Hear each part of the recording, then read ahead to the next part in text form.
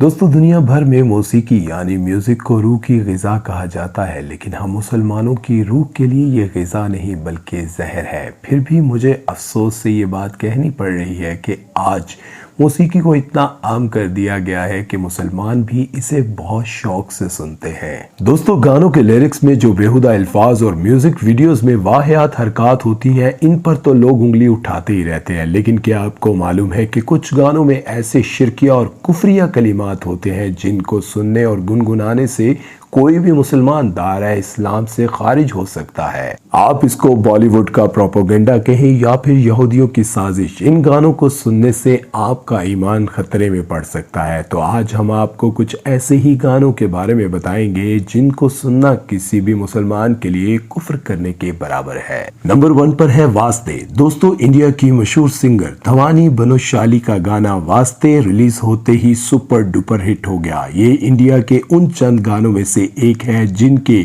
YouTube पर 1 billion से भी ज्यादा व्यूज हैं। इस गाने की धुन और लिरिक्स के साथ साथ इसकी म्यूजिक वीडियो को भी बेहद पसंद किया गया और इसमें काम करने वाले हीरो और लड़कियों को बेपनाह पॉपुलैरिटी हासिल हुई। इस गाने की वजह से धवानी बनोशाली भी रातों रात इंडिया की टॉप की सिंगर बन गई और इसके बाद भी इन्होंने टी सीरीज के लिए बेशुमार गाने गाए। लेकिन हैरत की बात यह है कि किसी भी शख्स का ध्यान इस गाने की लिरिक्स पर ना गया जो शिर्क से भरे हुए हैं। इस गाने के लिरिक्स हैं, वास्ते जान भी दूं, मैं गवाह ईमान भी दूं, बदले में तेरे जो खुदा खुद भी दे, जन्नते सच को हो छोड़ दूं।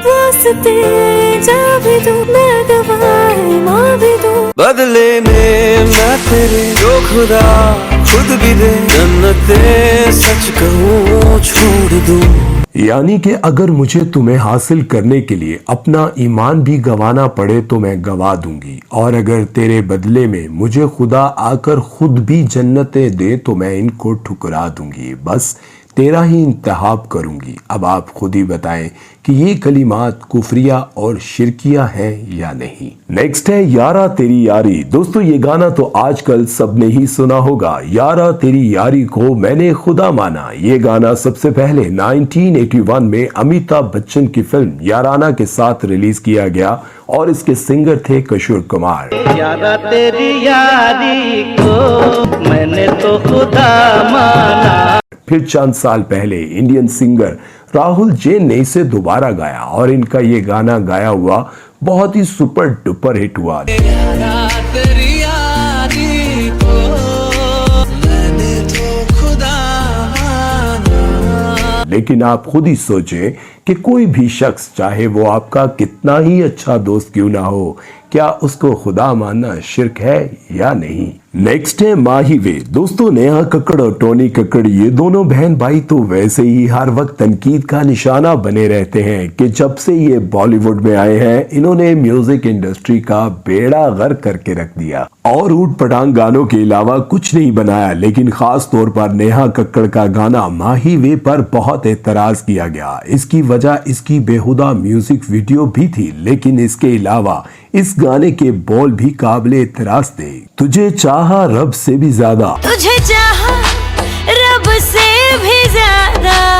हम मुसलमानों का ये ईमान है कि अल्लाह से ऊपर कोई नहीं, और जब तक हम अल्लाह को अपनी जान माल औलाद से ज्यादा ना चाहें हमारा ईमान कंप्लीट नहीं होता। जब से तेरे नैना मेरे नैनों से लागे रे, ये गाना रणवीर कपूर और सोनम कपूर पर पिक्चराइज हुआ। 2007 में सबसे बुरी तरह से फ्लॉप होने वाली इनकी ये पहली फिल्म थी जिसका नाम था सांवरिया। लेकिन उसका ये गाना जब से तेरे नैना मेरे नैनों से लागे रे बहुत ही सुपर डुपर हिट हुआ और हर नए आशिक की जुबान पर यह गाना मैंने अपने कानों से सुना है। इस गाने के कुछ बोल ऐसे हैं जिसे सुनने के बाद यकीनन आप दायरा इस्लाम से खारिज हो जाते हैं या फिर आपका ईमान खतरे में पड़ जाता है।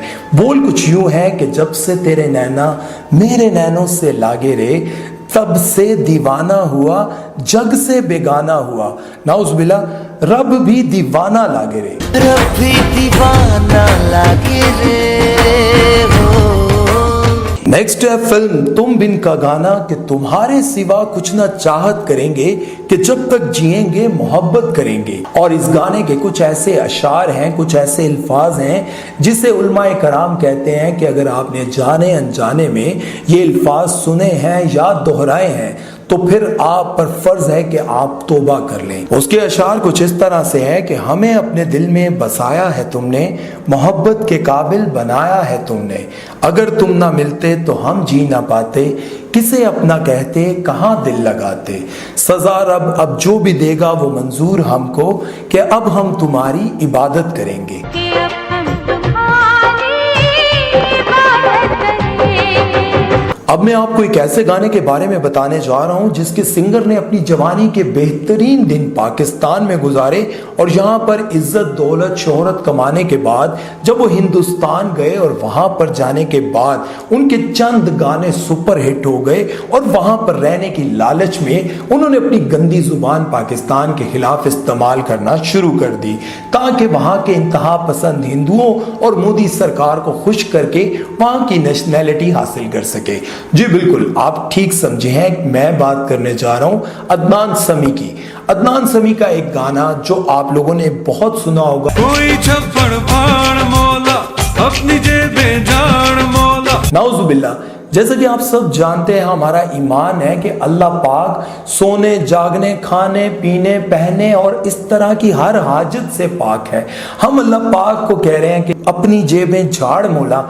ये अल्फाज आप कभी भी मत दोहराएं, ये गुस्ताखी है, ये ऐसे अल्फाज हैं जिससे आप अल्लाह की ज़ात मतलब अल्लाह इतनी बड़ी ज़ात है, इज्जत वाली ज़ात है, हम उसके साथ इस तरह से कैसे बात कर सकते हैं। ऐसे गुनाहों की तरफ मत जाएं जिसकी माफ़ी नहीं है, क्योंकि अल्लाह पाक ने बहुत ही वाज़िया कह दिया है कि मैं शिर्क की माफ़ी नहीं दूंगा, शायद बाकी सब गुनाह माफ़ कर दूं। तो अपना बहुत सारा ख्याल रखिएगा, दुआ में याद रखिएगा। अल्लाह हाफिज़।